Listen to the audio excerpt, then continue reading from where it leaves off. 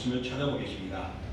오늘 말씀은 누가복음 1장 26절로부터 30절까지 있는 말씀입니다.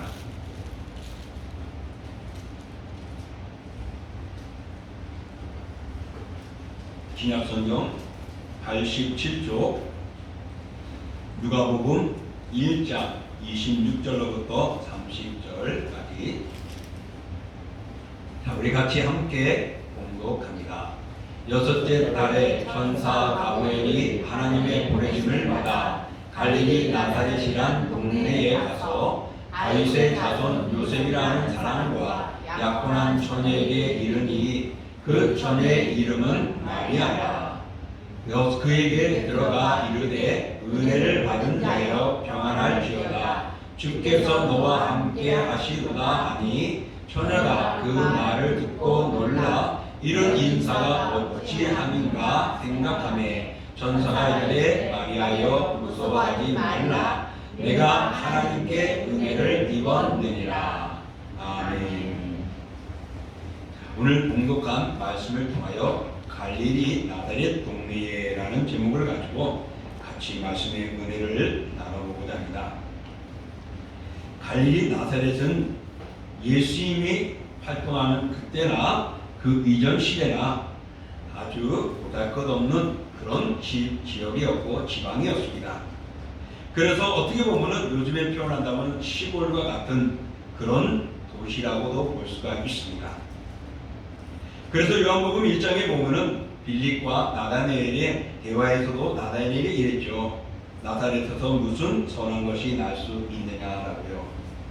바로 그것은 나사렛에서 그만큼 가치 없는 곳으로 여겨왔고 천시받았던 곳입니다.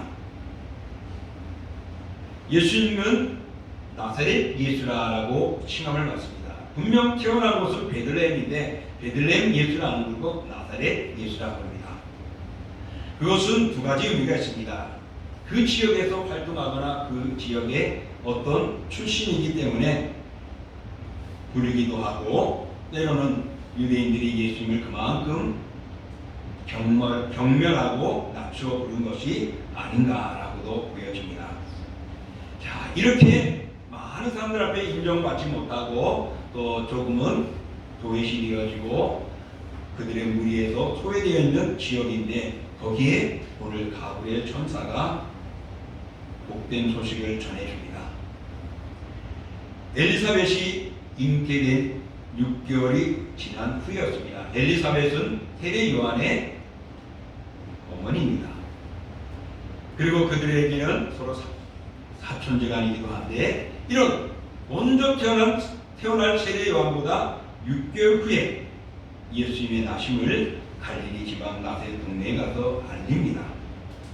그리고 다윗의 자손 요셉과 정혼한 처녀 마리아에게 찾아가서 마리아에게 하나님의 큰 은혜를 입은 자여라고 그를 말합니다. 이 큰 은혜라는 것은 무엇이냐면은 바로 메시아 예수 그리스도를 탄생하게 될 것임을 말씀하는 것이죠. 마리아가 입은 이 은혜, 그가 접한 이 기쁨의 소식은 단지 그 여인의 혼자만의 것은 결코 아닙니다.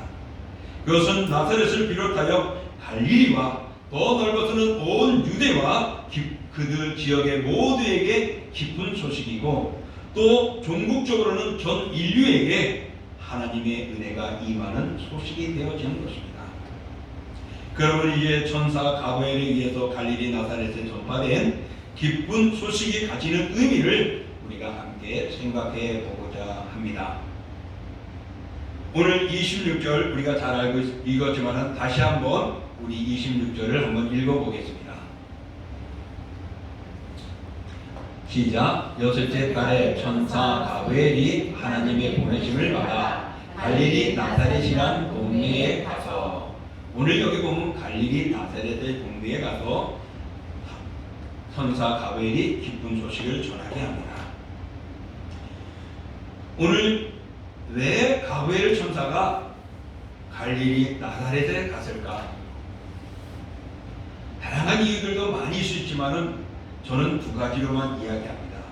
하나는 그곳에 마리아가 있었기 때문입니다.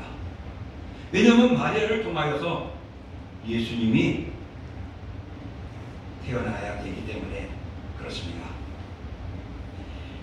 그러나 또 한 가지는 우리가 볼 때에 그 마리아가 살고 있기 때문에 왜 천사가 가서 전하는데 거기에 간 곳에만 끝나지 않는다는 것입니다. 그 차원을 넘어 서고 있는 또 다른 이유가 있는 것입니다.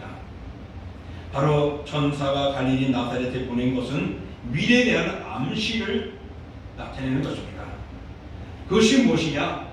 바로 메시아가 활동할 무대가 어디냐를 보여주는 것이죠. 그것이 갈릴리 나사렛이라는 것입니다. 당시에 이스라엘의 수도가 예루살렘입니다. 이 나사렛은 수도에서 128km 정도, 지금에 말하면 서울에서 천안 이후에 대전 가까이 거리가 될까요? 대전은 조금 못했죠. 천안이나 그 정도 거리가 됩니다. 많이 떨어져 있죠. 우리 동두천 서울하고는 내비게이션 찍어보면은 60몇 km, 70몇 km 나옵니다. 우리 2배 정도 거리가 되겠죠. 그렇게 수도에서 멀리 떨어져 있는 것입니다. 그 예루살렘이 당시 수도인데 대부분들이 사람들이 수도 중심으로 움직이잖아요. 그래서 성전도 예루살렘에 있습니다. 그런가 하면은 사내들의 공회도 예루살렘에 있거든요. 그 모든 중심이 되는 수도의 중심으로 되는 그곳에 예수님이 활동하지 아니하고 예수님은 사람들이 무시하고 그렇게 좋게 보지 않고 천시하는 그런 지방에서 활동하게 될 것임을 가르쳐 주는 것입니다. 그곳에는 가난한 농부들이 있고 맘노동하는 자들이 있고 가난한 어부들이 있고 또한 몸을 파는 자들도 있고 다양한 모습이 있지만 직업을 잃어버린 자들도 있고 또 하나는 유리방황하는 자들도 있었을 것입니다. 그런데 주님께서 활동하는 무대가 바로 그곳임을 가르쳐주고 있는 것입니다. 예루살렘에 가서 복음을 전하고 수도를 정복하고 복음화되면은 온 지방이 복음화될 것 같은데 하나님께서는 그러지 않았다는 것입니다. 이것은 어떤 의미가 있을까요? 왜 예수님의 활동 무대가 지방에 있었을까요? 저는 이렇게 생각합니다. 하나님께서 그런 것도 사랑하시고 그런 것들을 통하여 역사하고 계시다는 것을 보여주고 있지 않느냐라는 것입니다. 주님께서는 부유한 자들, 스스로 있다고 자부하는 자들, 또한 때로는 더 있다고 교만한 자들을 중심히 하기보다는 가난하고 또한 버림받았다고 볼 수 있는 그런 사람들을 위시해서 복음을 전했다는 것입니다. 바로 비천한 곳에 긍휼을 베푸신 하나님의 사랑을 우리에게 보여주고 있다고 볼 수 있습니다. 오늘 갈릴리 나사렛에 전달된 기쁜 소식, 바로 그곳에는 비천한 곳이 없고 천대받는 것이 없고 부족한 곳이 없고 또한 많은 사람들이 별로 관심을 두지 않는 곳이었지만 하나님은 관심을 주었던 것입니다. 그곳에서 하나님의 역사가 일어났던 것입니다. 그러므로 이 동두천 우리도 한번 생각해 보십시오. 정말 밖에 나와 있고 멀리 떨어져 있고 갈 수 없어서 동두천까지 왔다는 사람들도 있습니다. 과연 동두천이 그런 곳인가? 우리는 아니라고 말하지만 서울에 있는 사람들은 아마 동두천을 저 멀리 생각할 수 있을 것입니다. 그러나 하나님은 이런 동두천을 사랑하시고 그 안에 있는 우리 동신교회 또 그 안에 있는 많은 교회들을 주님은 사랑하셔서 그 교회들을 통하여 역사하시고자 한다는 것을 우리에게 은혜를 주고자 하지 않을까라는 것입니다. 사랑하는 성도 여러분, 비록 갈릴리 나사렛이라는 곳이 그들에게는 천박할 수 있고 버림받아질 수 있고 저 멀리 있고 등이 시대에 있었던 곳이지만 하나님은 그것을 통하여서 예수님의 복음 전도 하나님의 뜻을 전하는 활동 무대로 삼으신 것처럼 이제 여러분의 마음속에도 내가 천하고 부족하다고 여기지 마시고 우리가 사는 것이 별거라고 말해서 앞으로는 돈 있으면 더 큰 데 가야지 보다는 이곳에서 우리가 더 복음의 사역을 하고 이곳에서 우리가 더 기쁨의 삶을 살아갈 수 있는 모습을 갖추자는 것입니다. 그래서 비록 우리가 서울에 있지 못하고 서울에 비하면 땅값도 싸고 집값도 약하고 또 하나 어떤 것에도 비천할 수 있을지 몰라도 하나님은 이 동중천을 통하여 그리고 우리가 속한 동신교회와 여러분을 통하여 기쁜 소식을 전하며 복음의 역사가 일어나고 복음의 활동 거지가 되기를 원하고 계신다는 것을 기억하시면서 여러분 우리 동교천을 사랑하시고 동신교회를 사랑하시고 오늘 이곳에 있는 나를 사랑하시기를 주님의 이름으로 축복합니다. 또 두 번째로 예수님을 거절한 다음 갈릴리에 주님의 그곳에서 활동합니다. 배척하는 그들에게 복음을 전하고자 하심이었습니다. 갈릴리 나사렛은요 예수님이 태어나지는 않았습니다. 그러나 이곳은 예수님이 어린 시절부터 자라나고 활동한 곳입니다. 한마디로 말하면 제2의 고향입니다. 저도 태어난 곳은 저 경상도지만은 자란 곳은 서울이거든요. 그렇게 보듯이 예수님이 태어난 것은 베들레헴이었지만은 자라난 곳은 바로 갈릴리 나사렛입니다. 이 갈릴리 나사렛에서는 마리아와 요셉이 결혼하기 전에 살았던 곳입니다. 예수 그리스도께서 베들레헴에 태어났을 때에 그 당시에 어린아이들이 죽이는 핍박이 있었죠. 그럴 때 예수님이 잠시 애굽에 갑니다. 피해 있다가 다시 돌아와서 머문 곳이 베들레헴이 아니고 갈릴리 나사렛이었던 것입니다. 거기서 유년 시절, 청년 시절, 그래서 공생애가 시작이 되었던 것입니다.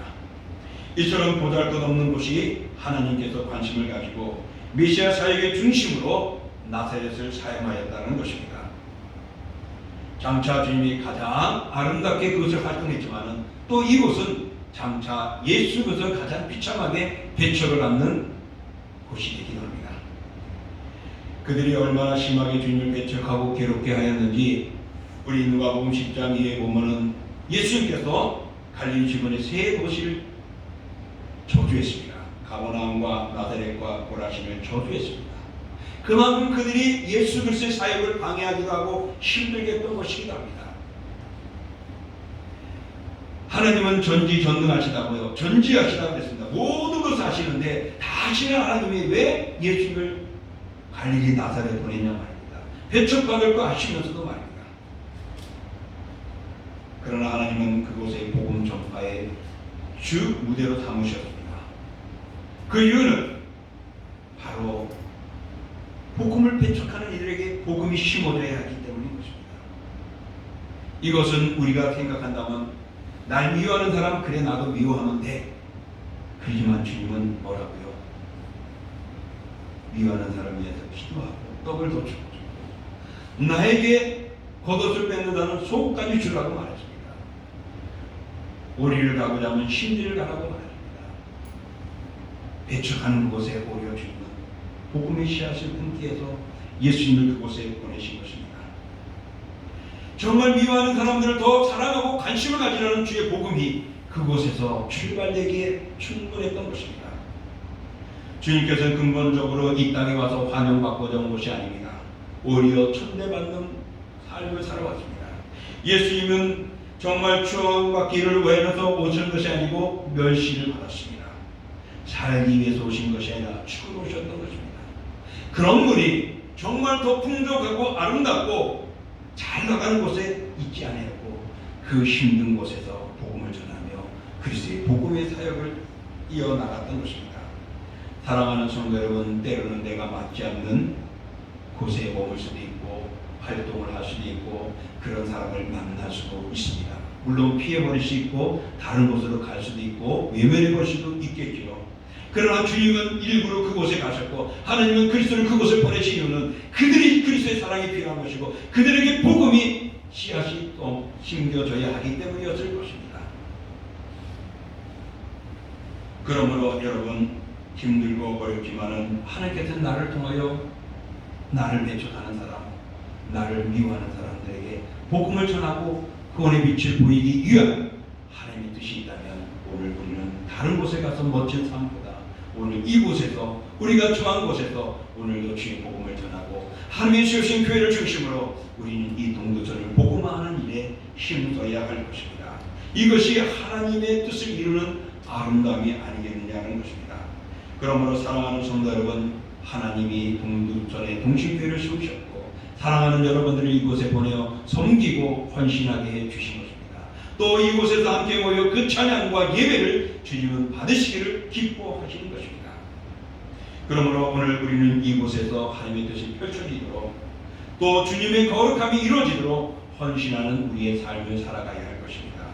그러므로 우리의 입술이 천사가 복음을 전하고 기쁜 소식을 전한 것처럼 우리도 이 동두천에 복음을 전하는 우리가 되어야 될 것이고 우리 교회가 바로 이런 복음의 기쁜 소식을 전하는 복된 교회가 되어야 할 줄 믿습니다. 그러므로 이 성탄절 갈릴리에 나신 예수 그리스도의 그 아름다움을 통하여 우리의 처지를, 우리의 교회를, 우리의 모습을 사랑하며 사랑하고 또한 아끼며 아끼기를 주의 이름으로 축복합니다. 하나님께서는 또 천사 가브리엘을 보내어 그곳에서 복음을 전하고 기쁜 소식을 전하게 했습니다.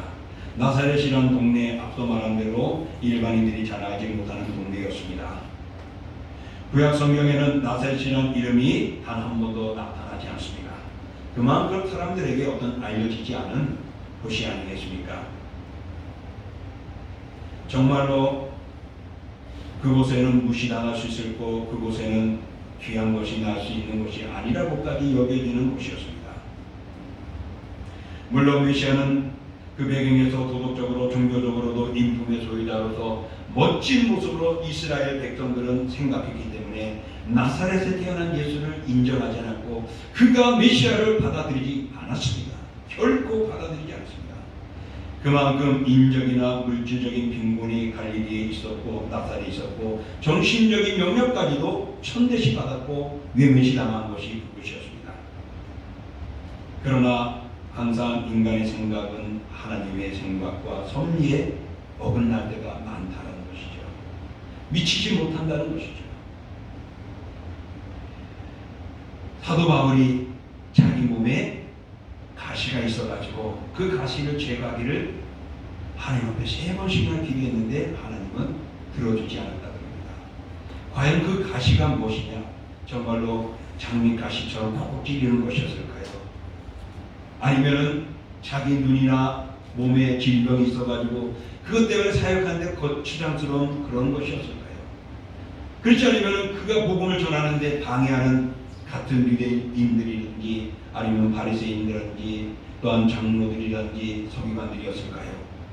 어떤 건지는 모르지만 사도 바울은 복음을 전하고 사역하는데 그런 가시 때문에 힘들어서 정말 주님 앞에 더 큰 사역을 위해서 요청했지만은 오히려 하지 않았습니다. 그리고 하신 말씀이 내 은혜가 족하다라고 말씀하십니다. 이미 하나님께서는 그를 통하여 비록 그에게는 가시가 있어 고통스럽고 힘들고 절망될 수 있고 방해가 요소가 있지만 하나님께서는 그를 통하여 벌써 하나님이 귀하게 쓰시고 있고 너는 그 은혜 충만하게 받고 있다라고 말씀했습니다. 사랑하는 성도 여러분, 오늘 이 모습을 생각해 본다면 갈릴리 나사렛 것이 부족하고 천박할 수 있었고 많은 사람들에게 멸시당할 수 있었지만 그곳에는 메시아의 이름으로 그 나사렛가 메시아를 통하여 유명한 곳이 되어지고 명한 곳이 되어지고 많은 사람들에게 알려지게 되었다는 것이죠. 하나님이 함께하고 그곳에 역사하시니까요. 무엇입니까? 약할 수 있고 부족할 수 있는 우리 자신들, 또한 때로는 사람들이 저 지방 곳이라고 무시할 수 있는 그런 곳이 하나님이 함께할 때는 일어서게 되고 역사한다는 것입니다. 그러므로 우리는 지금 하나님의 선택과 은혜 속에 머물러 있음에 인식하시고 깨달으시고 거기에 감사하며 우리가 받은 바 은혜에 감사할 수 있는 믿음을 지키시길 바랍니다. 하나님이 마리아를 택하여 예수님의 어머니가 되게 하셨습니다. 이는 전적으로 하나님의 은혜이지 마리아의 공력이라고는 하나도 없던 것입니다. 바로 하나님의 은혜로 마리아를 택한 것입니다. 다시 말하면 하나님은 오늘 나와 여러분을 택하셨습니다. 동두천에 있기 때문에 택하는지는 모르겠습니다. 서울에 있기 때문에 여러분을 무시하지는 않았을 것 같아요. 하나님은 여러분을 택하셨습니다. 이것은 오늘 내가 잘했기 때문도 아니고 내가 앞으로 놀라운 인물이 되어질 거기 때문도 아닙니다. 하나님의 은혜입니다. 우리는 그 은혜를 받았습니다. 내가 어떤 존재이기 전에, 내가 어떤 모습이기 전에 하나님은 나를 택하여 주시고 그리스도를 만들어 주셨다는 사실입니다. 그러므로 사랑하는 성도 여러분, 오늘 택함을 받은 우리는 늘 감사하며 그 은혜 보답하기 위하여 열심히 예배하시고 또 헌신하십시오. 그러면 마지막에 여러분의 아름다운 삶을 다 주님을 보시고 기쁨을 받으실 겁니다. 그게 하나님께 영광 돌리는 것이고 그게 우리가 나중에 보상받게 될 것입니다. 이제 말씀을 정리합니다. 오늘 이방 갈릴리에 갔던 저 천박한 곳에 떨어져 있는 이들, 멸시받았던 이 갈릴리 나사렛이 하나님께서는 그것을 통하여 영화롭게 만들어 줬습니다. 남들은 무시했지만은 그러나 하나님은 그곳을 관심을 두었고 그곳에 복음의 씨앗을 심게 하시고 그곳에 복음의 전초기지가 되게 하시고 그런 곳에서 정말 그리스도가 나시고 메시아가 나심을 인하여서 그 나사렛이라는 곳이 천박하고 무시당할 것이 아니었습니다. 하나님은 우리에게 잘나고 더 있고 내가 더 완성하고 더 무장하고 더 갖추면 나를 세우고 쓰시는 것이 아니라 부족하고 연약해도 하나님은 들어 세우신다는 것이고 내가 없었을 때도 먼저 주님 우리를 사랑하시고 구원의 백분을 주셨기 때문에 여러분 내가 무엇을 위해서가 아니라 오늘 우리는 감사하며 하나님을 섬기고 있습니다. 나사렛과 같은 우리의 존재들을 하나님은 이곳에 예수 그리스도를 모신 우리 인하여서 나사렛 예수와 같은 그런 아름다움들이 우리를 통하여 역사하실 것입니다.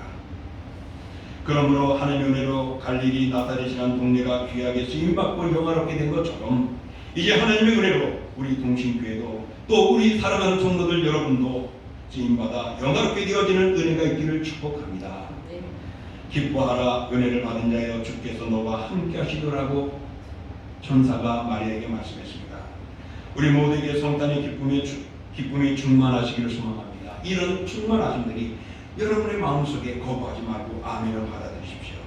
그리고 주께서 늘 우리와 함께 하심을 믿고 그 믿음을 가지고 날마다 승리하는 우리 모두가 될 수 있기를 주님의 이름으로 축원합니다.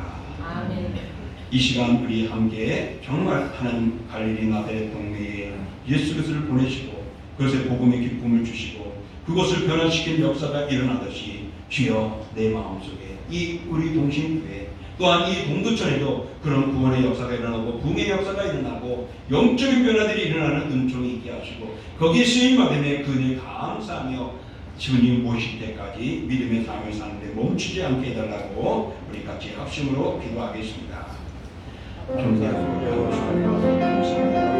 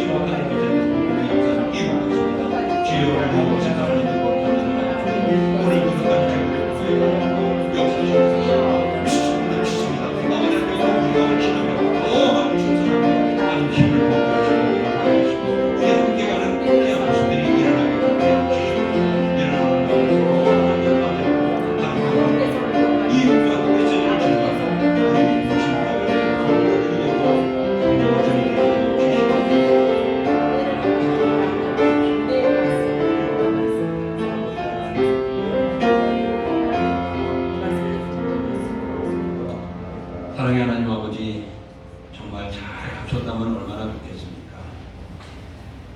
그러나 잘 갖춰도 하나님과 함께하지 못한다면 당시의 제사장들과 바리새인들과 서기관들처럼 위선자로 우리는 지킴을 받을 것입니다.